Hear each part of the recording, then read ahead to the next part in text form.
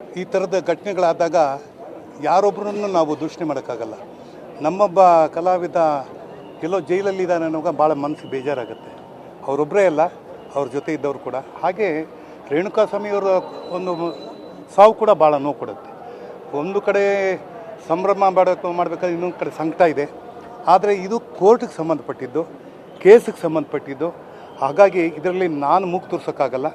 ಏನು ನೆನ್ನೆ ಜಡ್ಜ್ಮೆಂಟ್ ಆಗಿದೆ, ಆ ಜಡ್ಜ್ಮೆಂಟು ಅವರು ರೆಗ್ಯುಲರ್ ಅಫೆಂಡರ್ ಅಲ್ಲ ಅಂತ ಹೇಳಿ ಆಮೇಲೆ ಅವರು ಕೆಲವು ಕಟ್ಟುಪಾಡುಗಳನ್ನು ನಿರ್ಬಂಧಗಳನ್ನ ಹಾಕಿದ್ದಾರೆ. ಆ ನಿರ್ಬಂಧದ ಪ್ರಕಾರ ಅದು ಬೇಲ್ ಸಿಕ್ಕಿದೆ. ಮುಂದೆ ಕೇಸ್ ಇದೆ. ಎಲ್ಲರೂ ಅಂದ್ಕೊಂಡಿದ್ದಾರೆ ಕೇಸೇ ಇಲ್ಲ ಅಂತಲ್ಲ, ಕೇಸ್ ಇದೆ. ಏನು ತೀರ್ಮಾನ ಆಗುತ್ತೆ ಅದು ಕೋರ್ಟ್ ತೀರ್ಮಾನ ಆಗುತ್ತೆ.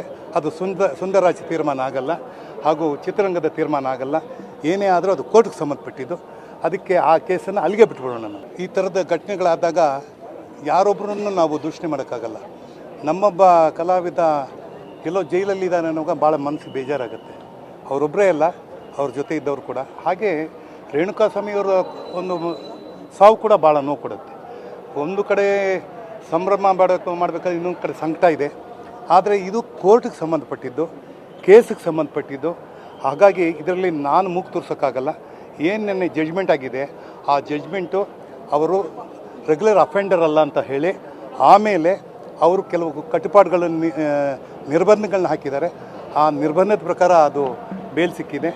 ಮುಂದೆ ಕೇಸ್ ಇದೆ. ಎಲ್ಲರೂ ಅಂದ್ಕೊಂಡಿದ್ದಾರೆ ಕೇಸೇ ಇಲ್ಲ ಅಂತಲ್ಲ, ಕೇಸ್ ಇದೆ. ಏನು ತೀರ್ಮಾನ ಆಗುತ್ತೆ ಅದು ಕೋರ್ಟ್ ತೀರ್ಮಾನ ಆಗುತ್ತೆ. ಅದು ಸುಂದರರಾಜ್ ತೀರ್ಮಾನ ಆಗಲ್ಲ, ಹಾಗೂ ಚಿತ್ರರಂಗದ ತೀರ್ಮಾನ ಆಗಲ್ಲ. ಏನೇ ಆದರೂ ಅದು ಕೋರ್ಟ್ಗೆ ಸಂಬಂಧಪಟ್ಟಿದ್ದು. ಅದಕ್ಕೆ ಆ ಕೇಸನ್ನು ಅಲ್ಲಿಗೆ ಬಿಟ್ಬಿಡೋಣ. ನಾನು